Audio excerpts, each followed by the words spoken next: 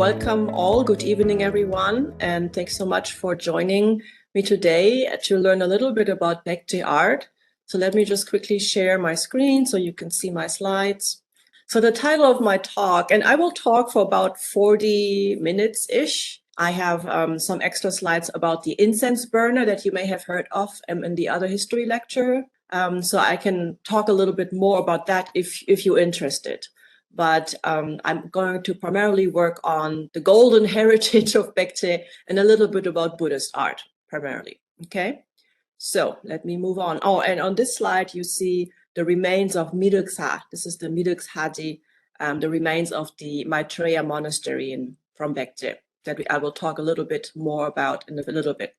The structure of this lecture, basically, the lecture has three parts, a short introduction, and then I will be focusing on the latter two periods of Paekche, the Ungjin period and the Sabi period, because we have the most renowned gold artifacts from Paekche that are from the Ungjin period, and we will discuss a few items.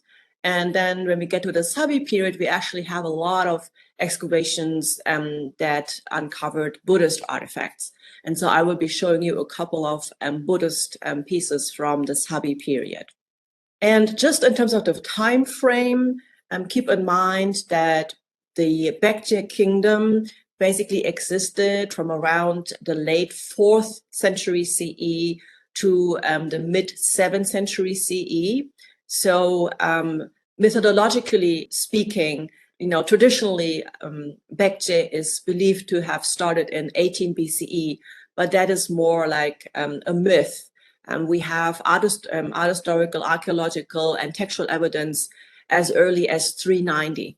Early Korea scholars say that basically the three kingdoms, Goguryeo, Paekche, Shilla, actually really started as kingdoms, as united kingdoms around the 4th century, 3rd, 4th century CE. You will be all going to Kongju, right? And so that's the Ungjin period of Paekche, where we have the Paekche gold. And then the Sabi period is a little bit later, mostly 6th and 7th century CE. And you will be looking at these items in a little bit. So just in general, talking about Paekche's geopolitical advantage before we get into the details of artifacts. So just keep in mind when we look at Paekche, Paekche is located at the southwestern part of the Korean peninsula. So it was basically, had to cross the ocean and would be exposed to all these various types of Chinese states. And if you're a little bit familiar with Chinese history, you know that, there were many different states and they were changing all the time. So looking at this map from around 500 CE, we see that there were the northern Wei in the north and the southern Qi in the south, but that changed all the time, these dynasties. And so what was the advantage of being at the periphery of the Chinese cultural sphere with all these different dynasties, Southern Qi, Southern Liang, Western Wei, etc.? It's basically like the European states on the periphery of the Roman Empire, right? A kingdom like Paekche was able to maintain its own political identity, but at the same time, they were able to learn institutions like technology, and there was kind of a cultural transfer going on as well between the Chinese states and Paekche. And then Paekche adopted, modified these different items, and then would transfer that knowledge also to Japan. And we talk about pre-modern Korea, it makes the most sense to not use terms such as Korea, Japan, China, because there were all these different dynasties and kingdoms. And when we talk about Paekche, Paekche is very different from the Korea today, right? Those terms, Japan, Korea, are more references to modern nation states. And so when we talk about pre-modern Korea, it makes the most sense to talk about Joseon Korea, Paekche Korea, Shilla, etc., etc. And so I will be using mostly those specific terms rather than talking about Korea or Japan more generally. Another slide before we get to Paekche gold is I want you to think critically about the sources. How do we actually know about Paekche from our 21st century viewpoint? So there is Korean source material from the Samguk Sagi, but as you all know, this is Goryeo material. So it is much, much later, and it shows a Goryeo perspective. The Samguk Sagi, for instance, doesn't really mention Gaia, right? So why did they not talk about Gaia? So we have to be very careful with using Korean source material. What is more useful for the study of Paekche is actually ancient Chinese texts and also archaeological sites. So the ancient Chinese texts, such as the Liangshu, the Nanshu, etc., they provide a lot more information about the people and their beliefs, etc. So they're a little bit more detailed, but Sinocentric, right? They were looking at Paekche as the kind of barbarians that are not part of the big dynasties on the Chinese side. And what we also have are these archaeological sites, and they're mostly tombs. The nice thing about King Muryong's tomb is that it had never been touched by grave robbers, right? So we have this whole amount of all the grave goods that had been originally interred in that tomb. But in many other cases, those tombs actually have been robbed. And what remains for archaeologists to discover are basically just what the robbers did not want was still left in the tombs.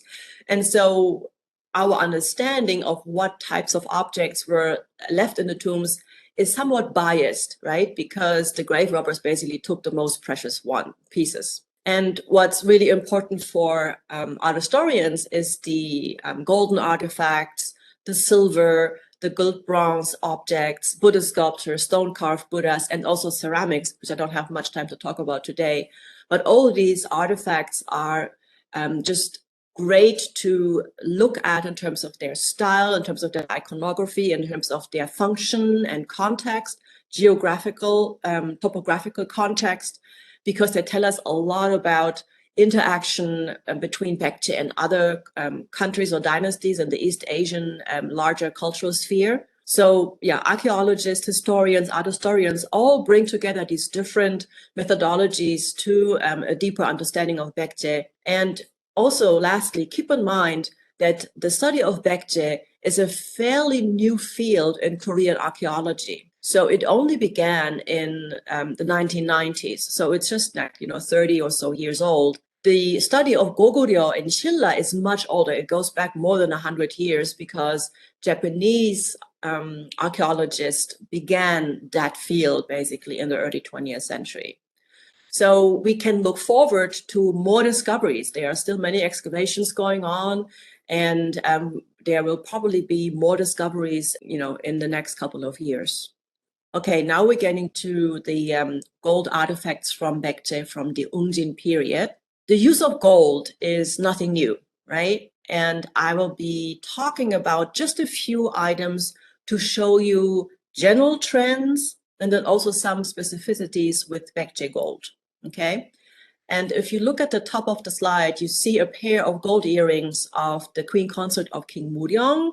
So this dates from the early 6th century. And if you go to Kongju, to the Kongju National Museum, you will be seeing these earrings. And I want you to actually look at them very, very closely because I have a homework for you when you look at those earrings. First of all, we have basically a large, long pendant and what looks like little leaf-shaped designs that were cut from a sheet of gold, very thinly plated sheet of gold. And see those round or leaf-shaped gold sequins? So these were attached by some kind of a wire, right? There's a lot of kind of wire onto which these were attached.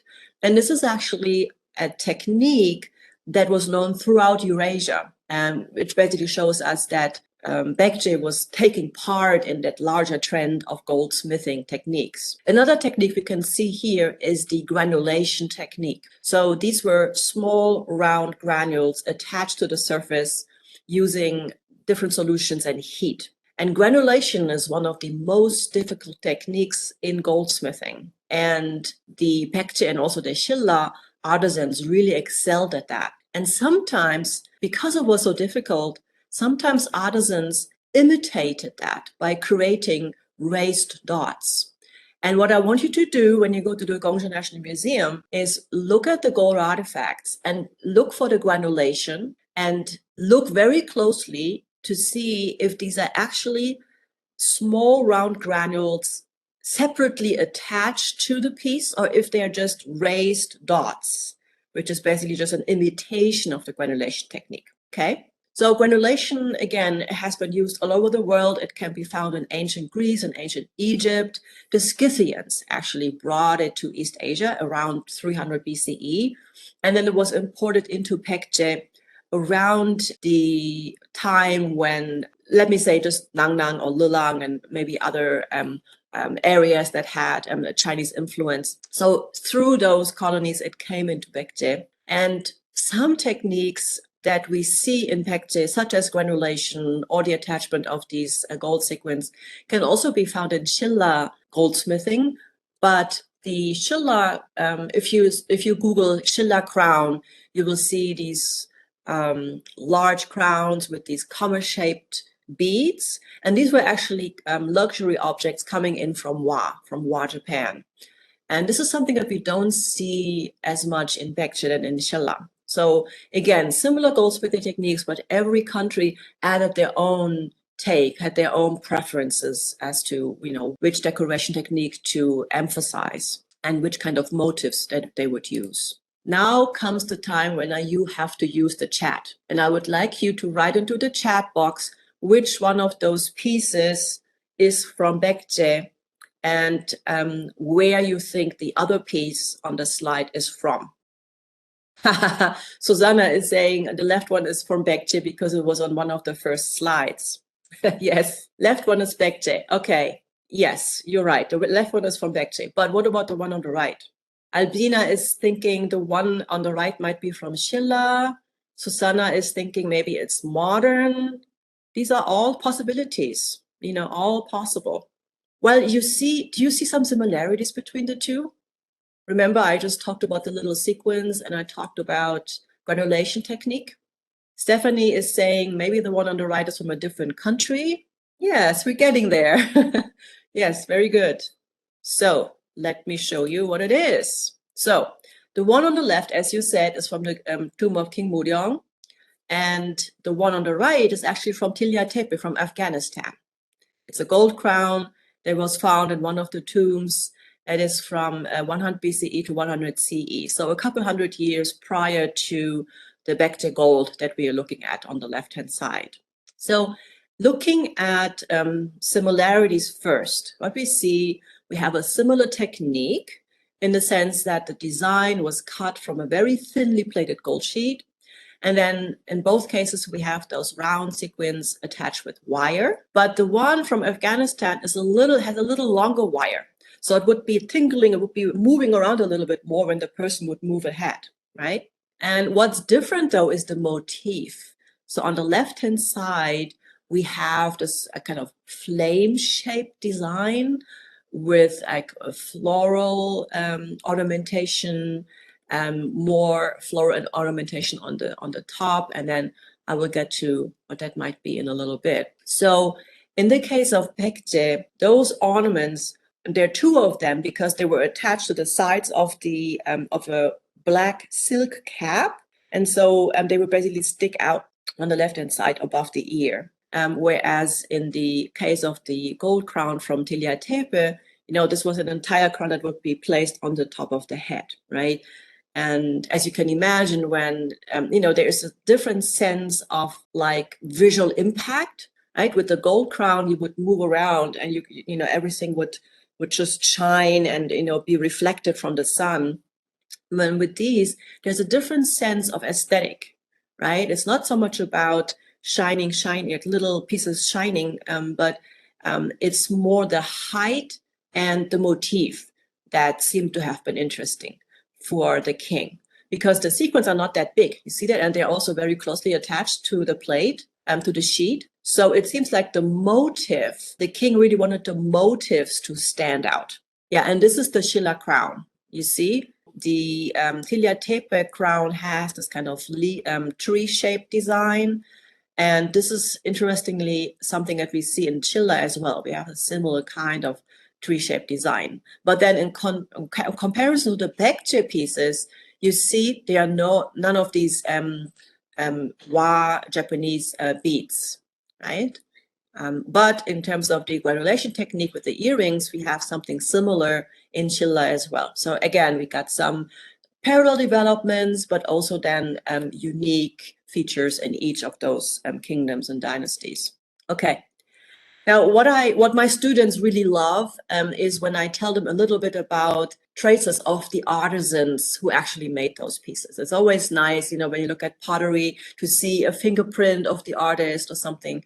And in this case, and this is a detail from this flame-like ornament for the crown that we just looked at, you see on one side, the artisan tried to decorate the rim with this dotted line, but we don't see this anywhere else, just there. And a scholar, Zhu Gyongmi, she actually thinks that this may have been stopped because the artisan realized, if I continue doing that, I might break the thin base sheet. And so this is basically a trace of kind of trial and error.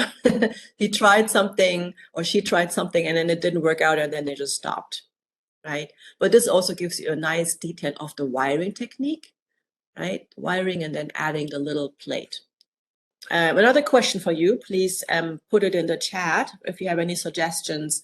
So the central motif seems to be a lotus flower from which more flowers seem to grow out of, right? You got the central flower and then more like 3 little flowers like sprouting, like a little sprout coming out of the main flower. And lotus is generally considered a Buddhist motif because lotus grows out from the mud and it's considered a flower of like symbolizing like purity. It's also the flower that people who believe in Amitabha's Pure Land believe to be reborn out of when they are reborn in Amitabha's Sukhavati. So it is, it has many Buddhist connotations. But, and here's my question for you, what else do you think could a lotus flower symbolize? Can you associate the lotus flower with anything else but Buddhism? Any idea what that might be? Rina, purity, yes, being pure. Yeah, that could be also taken as more general idea, right? The idea of purity or pureness, yes. And Albina is saying it could symbolize life and the long reign of the dynasty. Oh, that's a good guess as well. Very good. Yes. So if we look at the use of the lotus motif in other types of artifacts, whether it's pottery or textile design, gold or silver ornaments, you know, the lotus can actually mean many different things. It can mean purity, it can mean wealth, it can mean prosperity. So it can mean many different things. And so although many scholars say, oh, this is a lotus motif, this is a Buddhist motif coming from Central Asia, this may be the case, but it does not necessarily have something to do with Buddhism, just because that's what we think it is, right, primarily. And so I would say it's just a general like decorative motif to be used for ornament for the king's cap. What is more interesting is what we see below. And this is actually a grape pattern. And grapes were not indigenous to South Korea or to the Korean Peninsula. And so the grape pattern, as well as the flame motif of the entire ornament, probably came from Central Asia. So when we look at Buddhist cave sites along the Silk Roads, we actually see the flame motif, we see, of course, the lotus flower, and we see grape motifs as well. So in that sense, we have these foreign motifs being incorporated into the king's head ornament. Now, my question for you is why? We just noticed that it seems to have been really important for the king to highlight those motifs, right? There is no dangling of those little sequins that would obscure the view of those motifs. So it must have been very important for him to have that be very clear. So why do you think that is? Any idea? Wow, Sarah, that was fast. Maybe because foreign products symbolized wealth and luxury. Very good. Albina, excellent, to show off power and dominance. Katerina, emphasize good relations with foreign countries. Excellent. And Marika is saying it could mean that they were inspired by foreign trends and maybe symbolizing good relationships to other nations or expanding their territory. These are all excellent thoughts. Very good, everyone. Yes, that's exactly the case. So by showing his knowledge of decorative motifs from other countries, the king was basically showing off his power and his authority, right? Exactly. That's exactly the case. Very good, everyone. So we looked at this gold crown from Tilla Tepe in Afghanistan, and there are thousands of miles between, and there are also hundreds of centuries between Tilla Tepe and Paekche, right? So what's in between?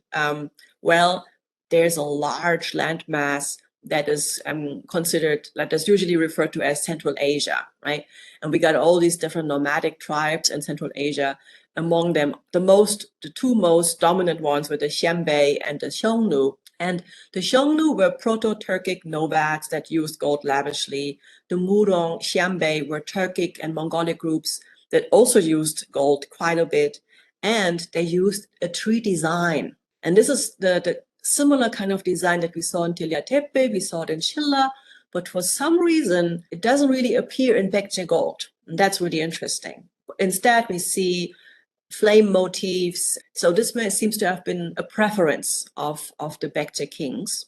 And what you see here, that seems to be a Xianbei take on gold material, is that they combined this kind of gold leaf-shaped design and added ornaments including turquoise. So the addition of jewels is something that we don't really see in Schiller or Paekche, right? So this again is a kind of a difference. But what those nomadic tribes and Paekche and Schiller have in common is that they were all using gold. And the good thing, the nice thing about gold is actually it requires minimal tools and a limited workforce. Of course, that workforce has to be very, very well educated in how to use gold, but you can get a lot out of using a relatively small workforce, relatively small amount of raw material to create something really impressive. So that's why the nomads were able to have that kind of workforce. And it seems to have been something that was manageable for the Paekche and the Schiller kings as well. Okay, so to summarize our little excursion into Paekche gold before we move on to the Buddhist artifacts, Paekche gold was basically reserved for the royal family. They monopolized the use of gold, silver, and gilt bronze objects. Basically, nobody else was allowed to use those metalwork objects, only the royal family. And in the tombs, they found various types of ornaments. Some were created for the burial, others were probably used during the lifetime.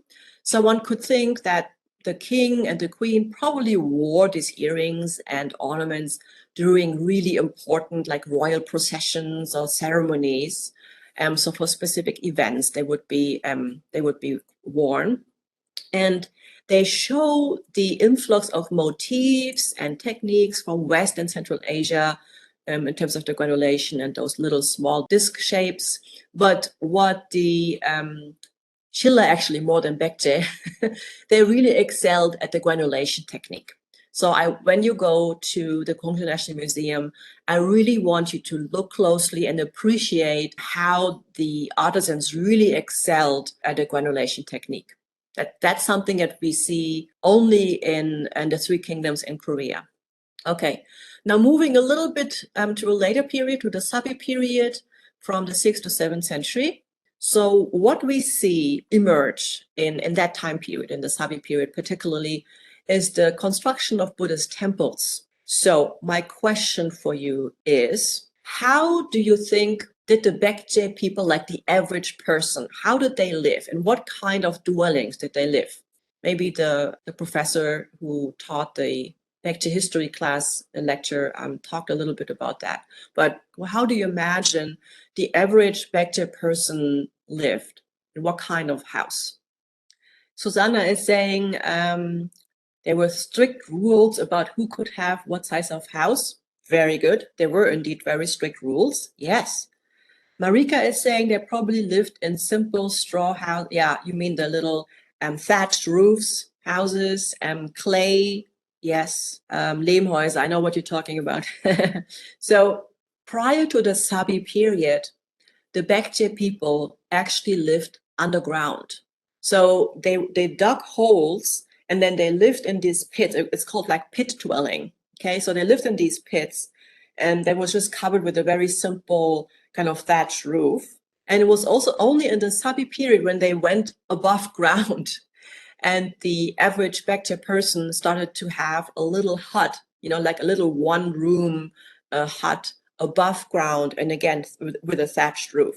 Now imagine you live in this very, very simple dwelling, right? And then you visit some of these Buddhist monasteries that the kings had constructed. And this is a model of Miruksa, of Maitreya Monastery, of which you saw the actual site in the very first slide of this lecture.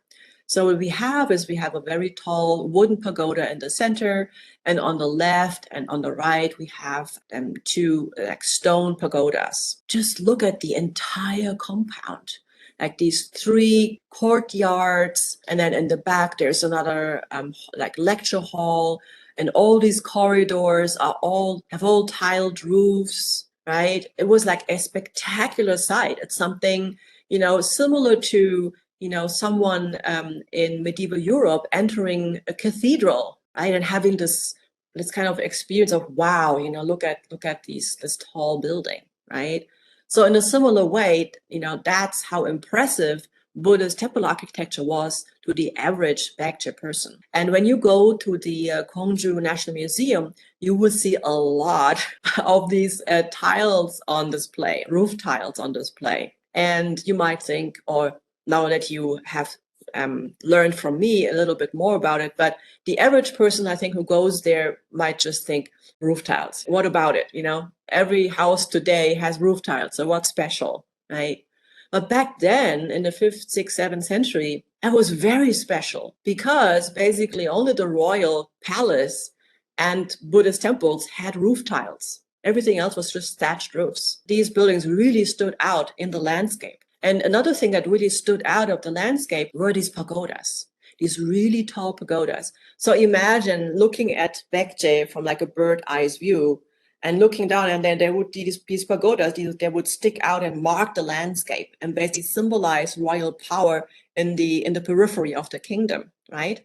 If the king was building those temples outside of the capital, and were symbols of his power, his authority. And then inside of those pagodas, archaeologists, the wooden pagoda burned down, basically everything burned down of the Miruksa.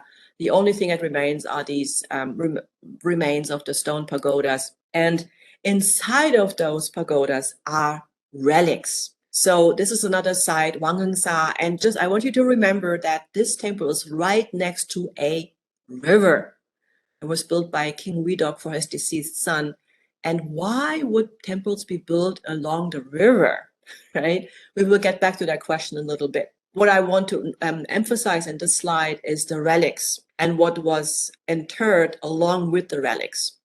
So the relics basically are remains of what is believed to be the remains of the historical Buddha Shakyamuni, right? A little bone piece, or Buddha scriptures could also be enshrined inside the pagoda because the Buddha's text and what the Buddha said is also kind of a text relic, right? So Buddha scriptures, actual bone relics would be enshrined in these pagodas to turn the architectural structure into something that could be worshipped. So people would circumambulate around the pagoda and praying to the historical Buddha Shakyamuni. The pagoda was the central part of the monastery back then. And look what else was enshrined in the pagoda. All these little bracelets and belts and glass beads. So these were all very luxurious items that were imported into Paekche. And people, the aristocrats and the royal family basically donated all those items to the monastery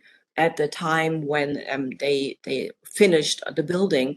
And what really happens in the Sabi period is we see a slight change. So people buried the deceased in a very simple tombs with very few artifacts, burial goods. And the aristocrats and the royal family put all their wealth and their devotion into the support of Buddhist temples. And that might be one of the reasons why we have more than 8,000 of these ritual offering pieces in the Wanghengsa monastery's pagoda. And another way how Paekche kings tried to strengthen their rule was Paekche, Chilla, and Kongju had perhaps a very different take on Buddhism, that the kind of Buddhism that you may be familiar with. So Buddhism is not just a religion, it is also a political tool. And it has been a political tool in pre-modern times and to a certain extent even today. When the Paekche kings decided that they want to adopt the Buddhist faith, it was also because they believed in the strong spiritual powers of those Buddhas that would help them rule the country, right? One of the most important rituals that Buddhist monks would conduct on behalf of the kings was rain rituals. In an agricultural society, the ability to pray for rain and get rain was really, really crucial, right?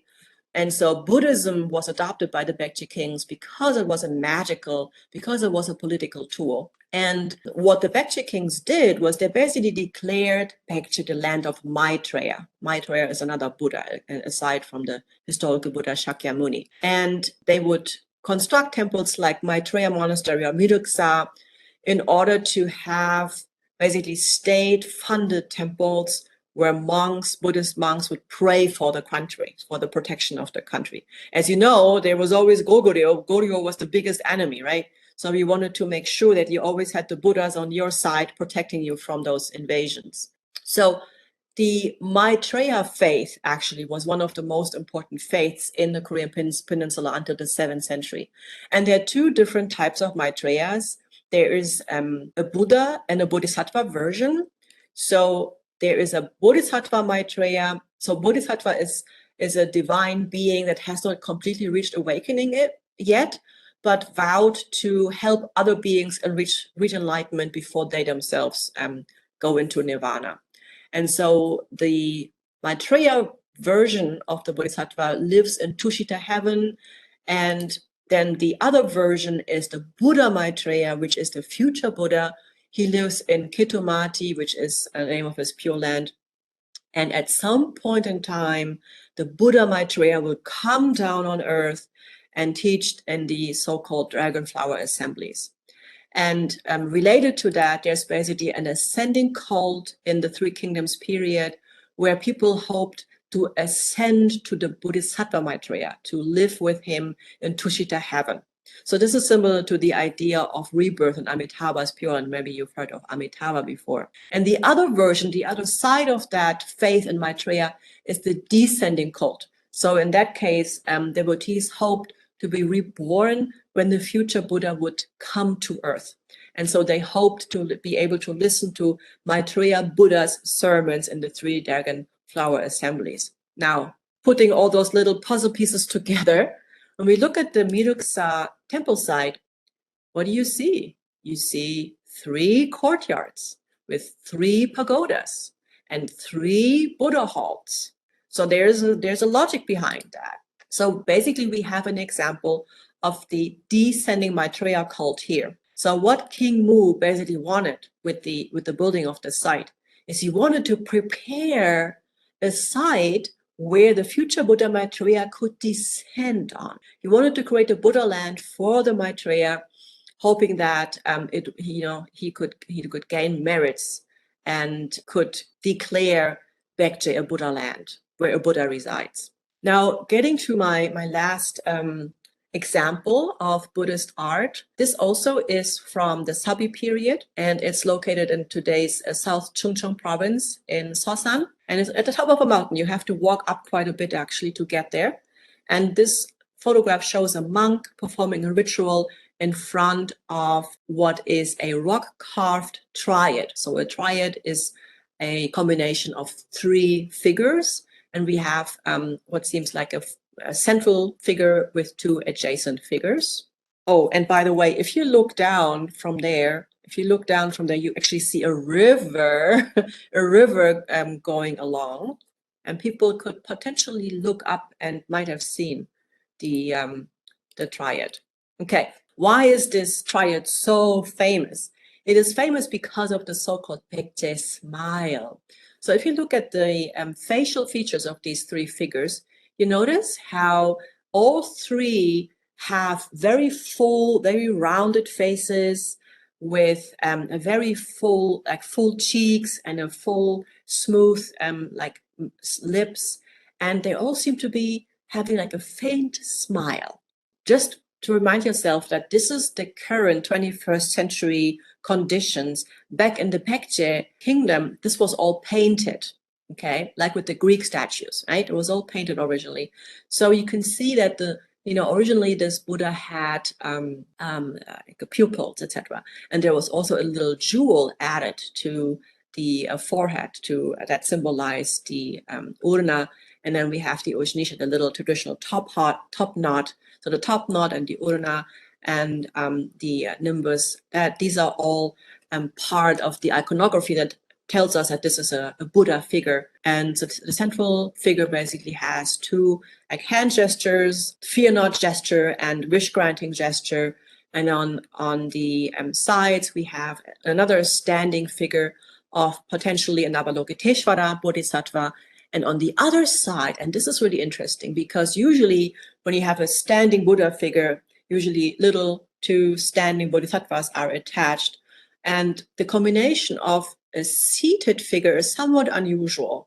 And this is also one of the reasons why the Sosan Triad is so known for this really unusual configuration of those three figures. And this figure is seated and has the right leg crossed over the left knee. And this kind of bodhisattva in contemplation is something that we also see in Chilla, right? And it could just be a bodhisattva, any bodhisattva just waiting and contemplating. But some scholars believe that this is actually a representation of Maitreya Bodhisattva. So this would be symbolizing the ascending version, the ascending cult of the Maitreya faith. And some scholars believe that this is representing the historical Buddha Shakyamuni. Others, however, think that this is Maitreya, Buddha, flanked by a Bodhisattva Maitreya. So basically the Sosan Triad could represent the ascending and the descending version of the Maitreya faith. And talking about the function of the Sosan Triad. Now, when you think about it, Paekche had lost the Han River Basin to Goguryeo in 475, I think. And so the Sosan Triad and also the Taean Triad were basically were protecting Paekche from the invasions from Goguryeo at the northern part of the territory. And what's also interesting is that the Sosan Triad is next to a river, and so we have a lot of trade ships passing. So you could imagine a merchant, in the vessel looking up to the Sosan Triad and praying for protection, right? Because some of these vessels were then going on to their journey to China. So you would want to make sure that you would be praying to the Buddhas for protection during your long journey. Again, talking about the artisan, the people who actually made those artifacts, right? That's something I always emphasize in my lectures, that we can appreciate the skills that these artisans brought to the site. And just remind you, whenever you look at the Mayabul, at a stone-carved Buddha, remember that a lot of the stone in Korea is made from granite. And granite is one of the hardest stones you can imagine. The sophistication of the tools that were required to work with granite is really something that we need to appreciate and consider. And then also, the Masons were considering how they would position the sculptures. So the Sosan Triad was carved in a 10-degree angle. And they were also carved, you look at the upper part, do you notice how the faces and the upper torso is much more three-dimensional than the lower part? You see how the lower part of all three figures is much flatter? So what happens if you carve something in an angle and you carve out the upper portion much more strongly, so it sticks out a little bit more, is that when you kneel down as a devotee and you look up to the figure, you can see the faces much more clearly, right? So people were like the Masons who created the Sosan Triad had the ritual function of the triad in mind when they were carving these. Okay, and then looking at Buddhist art, we can really learn how the cultural interactions work in the East Asian cultural sphere. And we can learn a lot about the maritime connections with Wei and Liang and other dynasties. Particular, when we look at Buddhist sculpture from the Liaodong and from the Shandong Peninsula, we see quite a few similarities between those and those made in the Paekche Kingdom. And another thing, the Liang kings actually sent artisans to Paekche. So at some point in time, I think it was in the 5th century, Paekche artisans learned from Liang artisans that had been sent to Paekche. So there was not just an indirect cultural transfer, but also a direct cultural transfer of tools, of techniques from Liang to Paekche. And this is just a quick example, one of many, many more. Just look at this Bodhisattva from Eastern Wei that is now in the Smithsonian Institution in DC, in Washington, DC, and just compare the nimbus. You see a similar kind of floral-shaped nimbus that is framed by this kind of flame shape. The Paekche artisans really seem to have liked this kind of flame shape. We saw a similar kind of flame shape with the gold ornament, right? And we see this here as well, shaping or framing the Bodhisattva from Eastern Wei, from northern China. Okay, and this is my last slide before I get into the conclusion slide.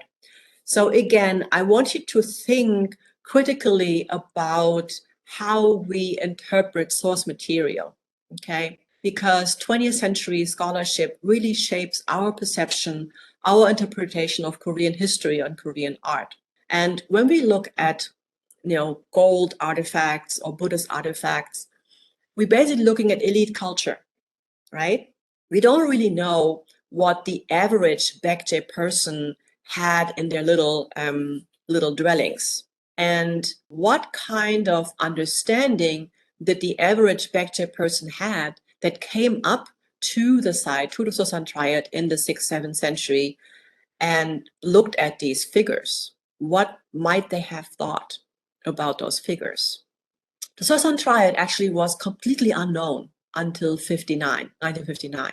It's when then director of the Buyeo National Museum, Hong Sa-jun, did some field research in the area, in the Joseon area. And he asked villagers, what do you have in your area? Is there anything noteworthy that I should record for us to study, that should be registered as a cultural treasure? And then the villagers in Joseon told him, there was a local lumberjack that said, oh yeah, if you go up this hill, you will actually see a rock-cut sanshin, so a mountain god, a mountain deity, with his 2 wives. And so Hong Sa-jun went up, and then this is what he saw.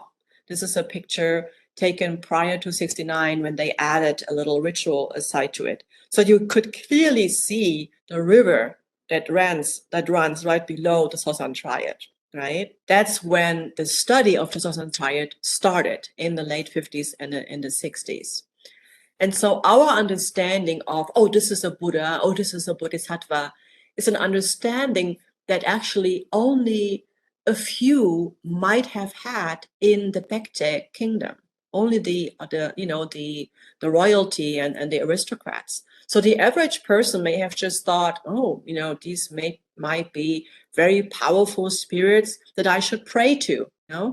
So again, the identity of images can change over time, and what this local lumberjack might have thought in the 1950s might be very different from what those images were believed to be in the Joseon dynasty or in the Paekche kingdom. Okay, so always keep in mind when we identify a certain object that this is not the ultimate final identification, that iconography can change in meaning over time. Okay, so in my final slide, just want to say that Paekche artisans really were creative in adopting foreign cultures, including different motifs, different styles, different techniques. In terms of the Paekche gold we looked at the beginning, we learned that there were several different traditions being part of that, also influences from Central Asia. And then when we look at Buddhist temples and carved Buddhas from the Paekche kingdom, We learned that Buddhism was not just a religion, but it was also a political tool for state protection. And of course, people also hoped to be reborn in Maitreya's land when they died. And I have additional slides about the Paekche guild bronze, Paekche incense burner. So if you're interested, we can talk more about that in the Q&A. If not, I can just stop here and I'm ready for Q&A if you like. I see Albina had a question about the halos. I can get back to that after I talked about the. Okay, so I see a movement on the floor for more slides. Okay, I can talk a little bit more about the incense burner then. The incense burner, right? Whenever you talk about Paekche art, the incense burner is the one that everyone in Korea will tell you about. Oh, the incense burner, this is such a great thing, right? This is the hallmark of Paekche art. Everybody will talk about that. So the incense burner was actually found just a couple of years ago, like maybe 15 years ago or so, at what used to be Nungsa, the royal tomb temple, next to the Sabi period royal cemetery. And there we have a link that I want you to remember. So what happened was King Chang and his sister had Nungsa built in 567 for their deceased father, King Song. Do you know what happened to King Song? So there was actually some warfare between Paekche and Shilla, I believe. So King Song and Chang, who was at that point crown prince. So the crown prince actually pushed for war with Shilla. So King Song and then the crown prince, they went and fought against the Shilla. And what happened was King Song's head was cut off and Shilla kept the head and they sent only the rest of the corpse back to Paekche.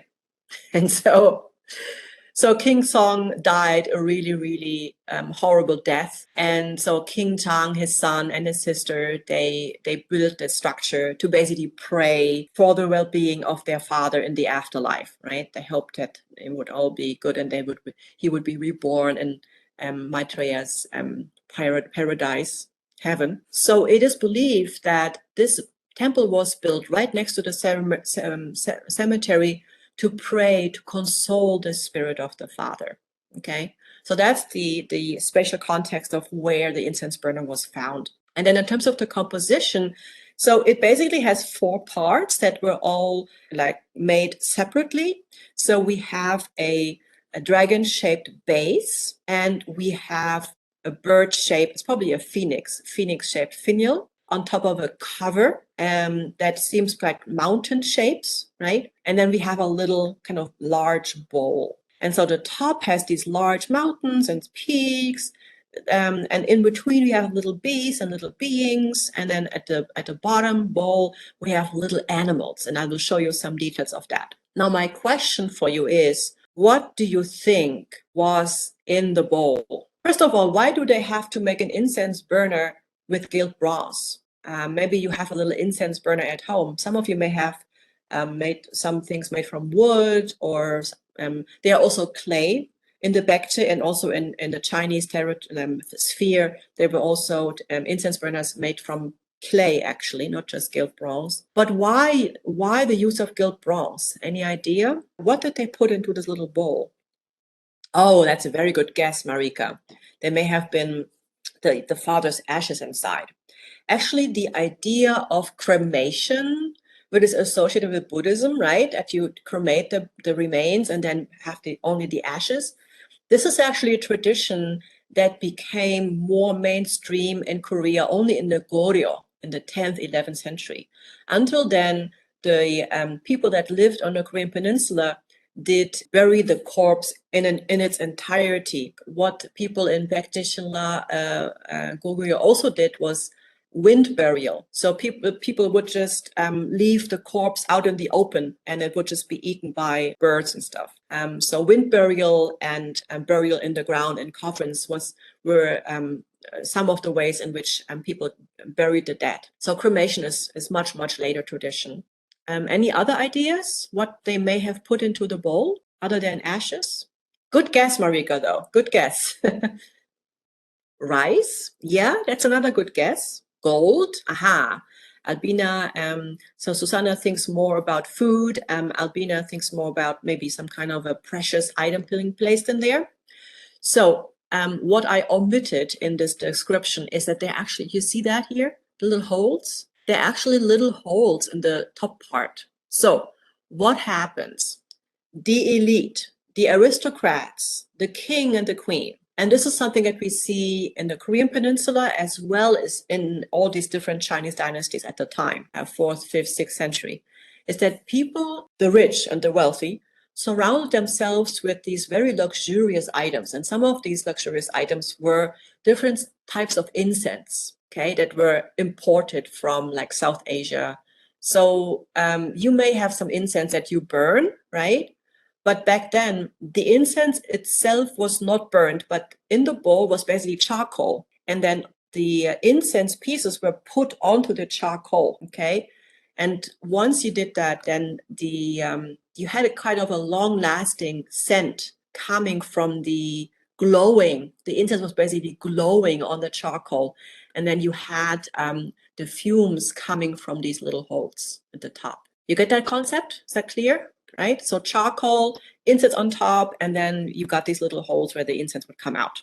Okay? Because of the themes, because of the motifs, right? We got the dragon. Oh, and oftentimes because when you put charcoal into a metal container, the metal container gets hot, right? And so the dragon actually symbolizes water, right? And that's why we have this kind of dragon at the bottom. And oftentimes those items, those incense burners, would be placed into a large bowl of water to kind of cool down the bronze. Because of the motifs of the little like immortals and the summits, this incense burner is largely believed to have a kind of Taoist connotation, right? So you got these immortals. You got these beautiful little human figures playing instruments. So scholars believe that this is symbolizing this kind of Taoist realm of like Taoist people. Here, for instance, we have a little person that seems to be meditating, right? And then we have another figure, a little horse rider. You see the horse rider, and with an arrow. Do you see the arrow? Right. So he's basically, and then this is his bow, and these are his arrows, and he's basically looking back, horse riding. So when we look into Goguryeo tombs, we actually see a similar kind of motif of the hunter on horseback, right? And then when we look at the lower part, we also see animals. So on the left side is basically a monkey, right? They didn't really know what a monkey looked like back then in Paekche, and so they had an idea. And on the right hand side is an elephant, and somebody riding an elephant. So these were all these fantasy animals that people just imagined, right? Because they didn't have that in Paekche. And here we have a little tiger. And this is a lower portion, again, showing us what the bowl looks like. And so there are different ideas as to the meaning of the incense, the so-called incense burner. I think in my scholarship, I look a lot at like spatial context, spatial relations. So when looking at that, we can definitely say if it was close to the royal cemetery, it was probably used during like annual rituals held for the deceased king. So you would imagine that there was probably some kind of a hall where the incense burner would be placed on a kind of an altar with maybe also a Buddha image or maybe the portrait of the deceased king or something. And then on these very special days, the incense burner would be used. But the incense burner could, not this one, but maybe other types of incense burners were also used in mundane settings. So the very rich and wealthy in Paekche, they had this type of incense burner in their bedchamber, in their homes, and they would just use that to fume, to have this like nice, luxurious scent that would also perfume their clothes, for instance, right? So we need to look at the use of and the function of incense burners in the more like general, like Paekche context. Okay, I see some questions about the dragon. Yes, the dragon traditionally symbolizes water.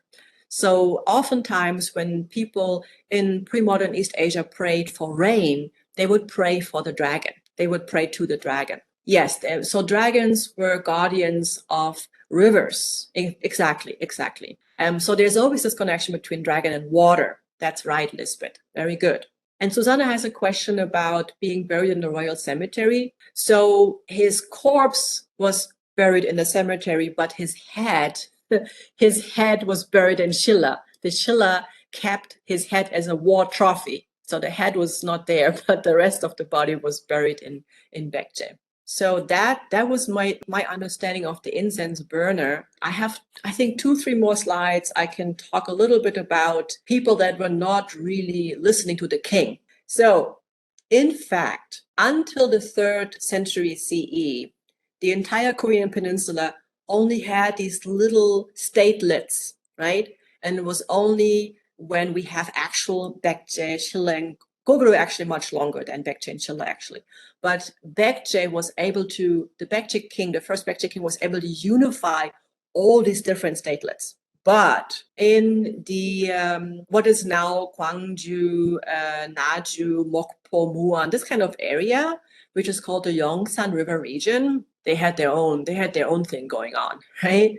Very close to China, very close to Japan. They were kind of semi-independent from the Paekche center. And so scholars nowadays think that people who lived there were very strong, and they basically had a very loose vertical alliance with the center, with the Paekche king. And what we see in that region, and actually it stopped around the Paekche, but until the Paekche period, we have these jar burials. So if you go into national museums in what is now Cholla, you will see these jar burials, these pots that remain from that tradition. People are still trying to figure out why we see this appear. So in the early times, we see very simple burial forms, and then this tradition of this is an example of the actual jar burials. So in the beginning, around 1st century BCE, people just had, people were making pots, right? Like, for household jars where they would keep their sauces and whatnot. So when they buried the dead, they would just put those 2 household jars together, and basically they added an additional function to the use of those jars as burial jars, basically. And then those jars kept on getting bigger and bigger and bigger. And then at some point, as you can see here, they had become humongous. Think about also the artisanship. Pottery is not just about, what do I have? I have actually making a little jar like this is doable, right?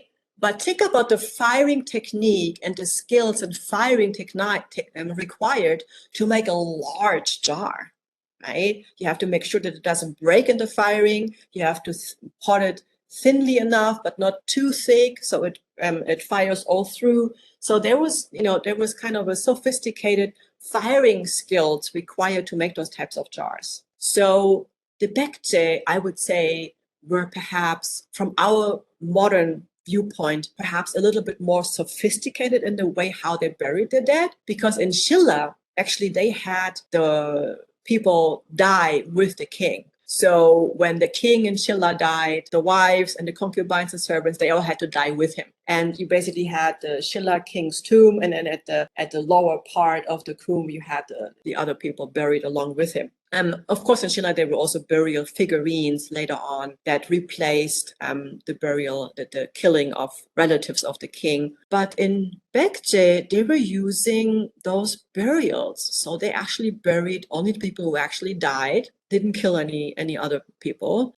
They buried the people, they did not bury the ashes, but they buried the entire corpse. So another really interesting finding are keyhole-shaped tombs. Is anyone doing Japanese studies and Korean studies by any chance? So if you know a little bit about early Japanese archaeology, you will know that there are a lot of these keyhole-shaped tombs in the southern part of Japan, so Kyushu and also Osaka area. Guess what? A lot of these keyhole tombs were also found in the Yongsan River Basin. Now, what does this tell us about the Yongsan River Basin culture and its relations to Wa, right? So there must have been something going on.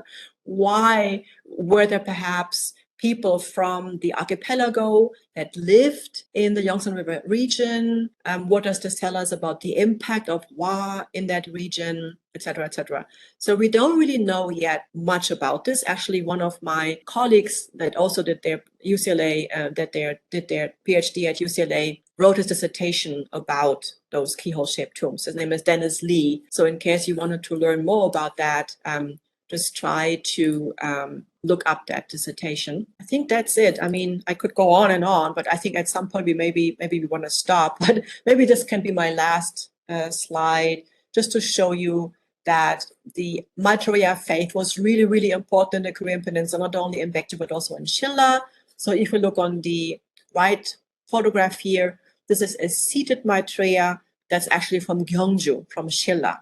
Again, this shows us that the belief in Maitreya was something that we see ascending and descending version of Maitreya faith is something we see not only in Paekche but also in Shilla. And these are just examples. On the left-hand side is a Goguryeo triad. On the right-hand side is another Paekche triad.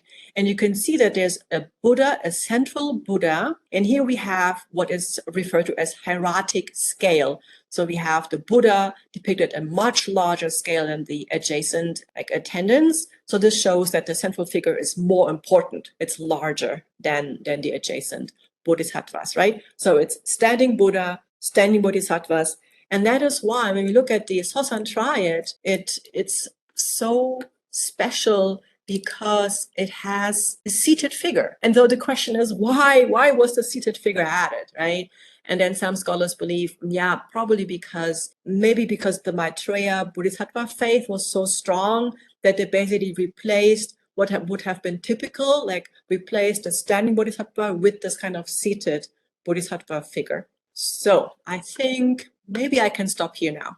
I've talked for more than an hour now, so I think maybe I can catch my breath now and you can ask me more questions. Thanks so much, everyone, for listening and for actively participating in the talk.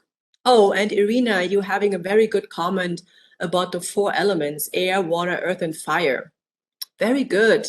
That's excellent. Yes, I totally agree with you. Dragon representing, you mean the dragon might be water. But then the water, again, we see it with the ocean, with the animals, and then the upper layer is mountain symbolizing earth. And then the top is phoenix. Yeah, but the phoenix could also represent the air, no? Because the phoenix is flying in the air. So maybe fire. The phoenix is not, I'm not sure if the phoenix is associated with fire as much. But yes, definitely we see different elements. And very, very common, right? In East Asian artifacts in general, that we have the combination of different elements. Yes, I would have a question. First of all, thank you so much for this so interesting lecture. I'm surprised actually how much I enjoyed it. I cannot stop thinking about the grapes in the crown, with the picture crown. You said like maybe from Central Asia, but I could imagine even coming from far away, even further away, like from Greece, for example. But I would like to know if there's some kind of evidence if there was grapes in Paekche at that time, because if I'm a normal citizen seeing my king with something strange in the crown, do I know what this is, or was it like only for showing power and dominance, or just something else as well? And also about the halos of the Bodhisattva. That was also interesting because it reminds me of Christian Orthodox icons. Yes, very good. Thank you so much for your questions. The first one was about the crown, right? So I'm not so sure about Paekche, but when we look into Shilla artifacts, we actually see a lot of relations to what is now the eastern part of Europe. So they found glass items that, little glass bowls that were transported from what is now like Bulgaria or this kind of southeastern European area. So there are ornaments on bells, swords, and ornaments on, and also the glass that was actually believed, some of these items are believed to have originated from that southeastern part of Europe. I'm not so sure about Paekche tombs, because I have studied Schiller more than Paekche, but there was definitely a route. There was definitely artifacts coming in via the Silk Roads into the Korean Peninsula.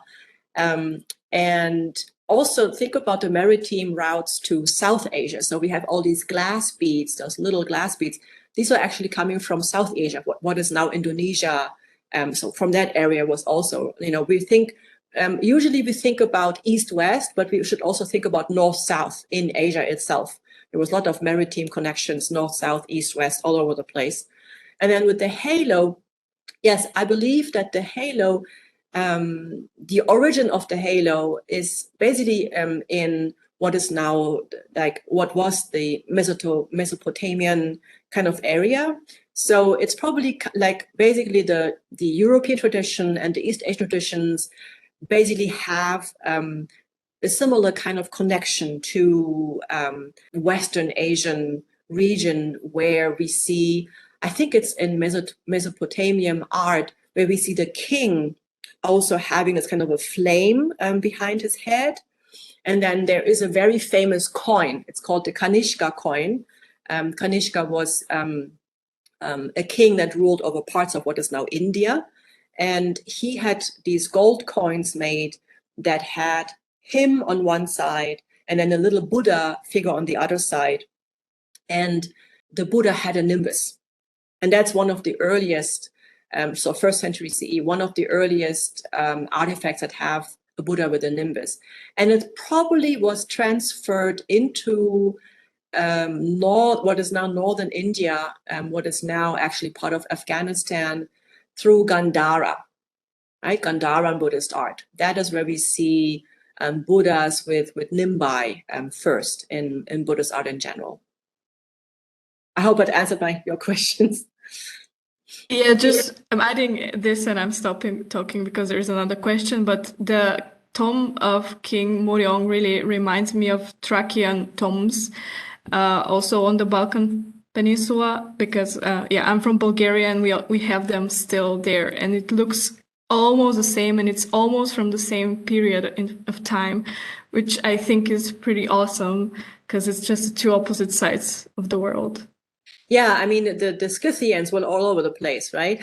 So there were definitely connections between Europe, Central Asia, and East Asia, but I would be very careful in generalizing those trends, right? So we don't really know about how those contacts worked out. So, looking at the Silk Road, actually, it's not that one person started in Bulgaria and ended up all in Paekche, but it was actually mini itineraries. So one person would bring the artifacts from what is now Bulgaria to maybe the next larger city, and then from then on it would be picked up. So it was basically little like merchants routes that basically make up the Silk Road, right? And then during those transitions, we have a lot of changes and motives. I mean, there is a scholar, Whitfield, I forgot her first name, but she is a specialist of the Silk Road. And she has found similar motifs in ancient English cathedrals that she also found in Buddhist cave sites in Central Asia. And so I find it a little bit problematic to make direct connections because there is so much culturally changing, in terms of chronology, in terms of time change, in terms of, sometimes there are centuries between those motifs. And so, yes, we have those motifs, but what I would like to emphasize is that each people, each kingdom adopting those motifs had a different take on it because some of the meaning may get lost in a kind of cultural translation. But yes, those links are definitely there. Katerina has a question and Julia has a question. So let me get to Katerina first. You are curious about the flame motif. Ah, yes. Oh, fire in Buddhism. Yeah, there's so many. If you look into the Pali canon, there's lots of text about the historical Buddha and his experience with fire. And actually, there is one Buddhist text that actually talks about flames someone meditating and being able to meditate to such intensity that he could create fire. And so there is this link between a monk's meditative powers and fire. Not just imagining fire, but actually like physically producing fire. And so that's, I still wonder about the flame motif. Actually, while preparing for this lecture, I realized that this flame motif really reoccurs in Paekche art quite a bit, whether it's Buddhist or non-Buddhist. So there must have been something going on with the flame motif, maybe just an aesthetic preference, or maybe there was some meaning behind it that has been lost to us. So yeah, it's really interesting and something for future scholars to look more into. Julia is talking about the jewels often not used, and if present, beads were mostly made out of glass or jade rather than other gemstones. Yeah, well, thinking about gemstones, you think about availability, right? So whatever a people had available in their region was something that was used. So the nomads probably had access to turquoise, and it was that's probably one of the reasons why they incorporated that into their gold artifacts. And in Schiller, they didn't have or they weren't aware of any gemstones, right? What they knew, what was very precious, was jade or jade-like semi-gemstones. And so that's why we see this appear in Paekche and also in Schiller. And I think jade is also a fairly hard stone. If you use actual jade, of course, jade-like stones are a little more easier to use, but to work with. But I think that many of the jade items were actually imported into Paekche from the Chinese cultural sphere. And so jade items were considered luxury objects, imported objects. Why would they use beads made from glass or jade? I think it has something to do with availability, as I just said, and also with cultural capital, right? You wanted to show off. You wanted to show that you had access to this really rare imported luxury artifacts coming in from Western Asia, South Asia, etc., etc. So in a way, you answered your questions too by saying that they were too difficult to work with. Maybe the jade was something that there was not, people didn't have the skill set perhaps yet, but it was maybe easier to just import them than make them yourself. It could be one of the reasons. Yes, Katrina, you have another question? Thank you again very much for answering the question about the fire. I would actually like to know, or I'm curious about whether, like, how many tombs are actually in the area, if it's known, like approximately, and how many of them are actually opened already, or how many of them are still closed and are expected that there might be some, treasure for academics in there and archaeologists, of course. Yes. Well, thank you so much for your question. Well, I think that there are several dozen tombs that have been excavated. I think that it was, as I said earlier, the study of Paekche really began only in the 1990s, so it hasn't really been that long.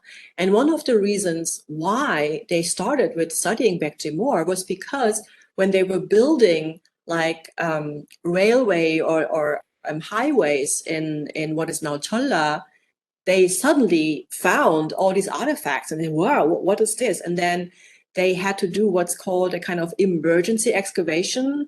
So also with like apartment buildings being built. So it was pure coincidence that they stumbled upon these Paekche artifacts. So it had never been really the plan of Korean archaeologists to learn more about Paekche. Was like, pure coincidence. And then later on, they became a little bit more strategic, using the latest technology, figuring out, okay, if we found this tomb here, maybe they're more in the area. And that's how they then did a more systematic like excavation. So I can't give you the exact number. I don't know what the exact number of excavated tombs is, but I believe that there will be many more to come. And I know that they are also still doing digs at former Buddhist temple sites. And it's very it takes many years, just going deeper and deeper. I think it was Miduksa, or it might have been a different Paekche temple, but they have been digging at that very site for like 10, 15 years. And it's cumbersome, you have to dig lower and lower. And then they found these different layers and, Goryeo, Joseon artifacts all combined. And then they dig lower and then they find another layer and another layer. It takes years until they get to the Paekche layer. So it will take a couple more years, but I expect that there will be more findings. And just in the last 5 years, there has been a lot more findings that really have helped us understand a little bit better how Paekche society works. And in many cases, what they found kind of confirmed what we learned from the Chinese sources like the Liangshi, for instance. So, Stephanie, do you have a question? I saw that you just turned on your video. I was wondering when you were talking about the crowns, for me as a German person, or maybe for most of us as like Western people, when we imagine a princess or somebody wearing a crown, we have a very specific image of how that crown looks like, that typical mainstream crown. And I was wondering if there's any, like, how to call it, pattern or like specific type of crown in Korea and how it has evolved over the time, because the pictures we have seen, they look very different from what we imagine as the typical mainstream crown. Yeah, thank you so much for your question. When we look at pre-modern European history, right, we have various developments of particular artifacts that symbolize power, right? Think about the king, the first crowning of the emperor in Aachen, right? The scepter and the crown. What was it? The scepter, the crown, and what was the third thing? There was something else, I forgot. Yeah, so he had a crown on his head and then he had like some things in his hands. And also think about the Pope, right? So there's always the kind of head ornament. It was really important. It was kind of symbolizing power, right? But what's really important for us to consider when we look at East Asian history and culture is that they had different symbols of power. They were not necessarily the same as in the European context. So in some cases, there's an overlap. So when we look at Shilla, we have this very famous Shilla crown. But when we look at Korean history in general, we don't really see crowns because that was not a thing in East Asia in general. Instead, people had they might have had crowns, but they also had very lavish garment that had a particular color that symbolized power.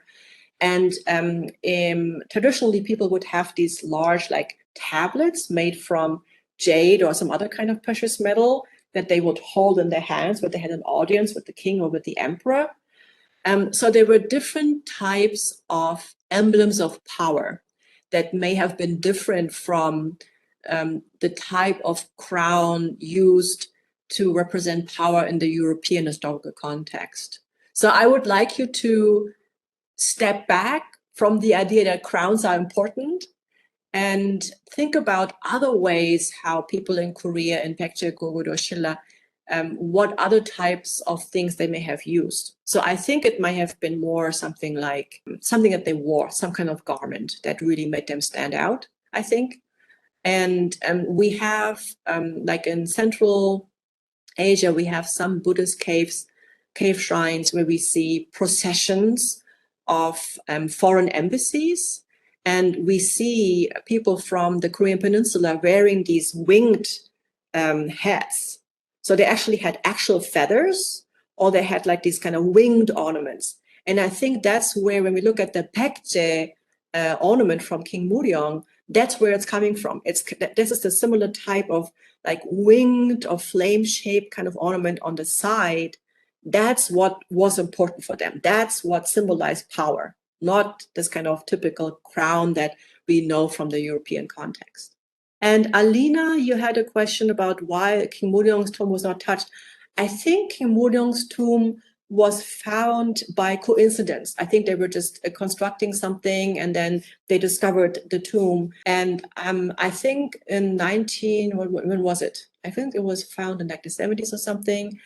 They did kind of an emergency like archaeological excavation. So actually when they did the first excavation of the site, it wasn't done very well. And some of the artifacts that you will be looking at in the Kongju National Museum, like the ornaments, the head ornaments for the crown, they were actually bent. And when the conservators repaired and restored the crown, they flattened them.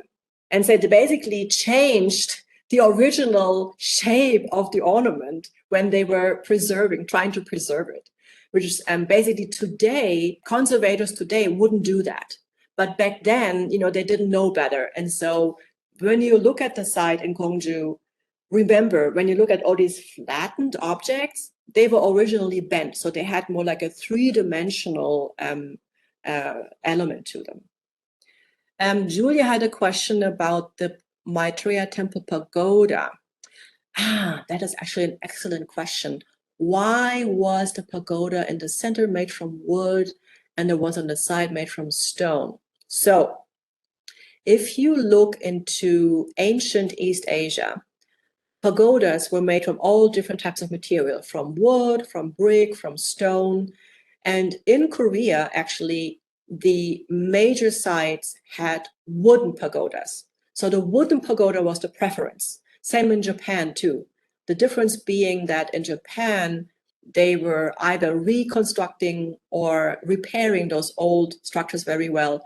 So we still have wooden pagodas from back in the day in the Japanese context, whereas in the Korean context, we had so many invasions, etc., and wars that a lot of the wooden structures have burned down and all of the stone structures remain.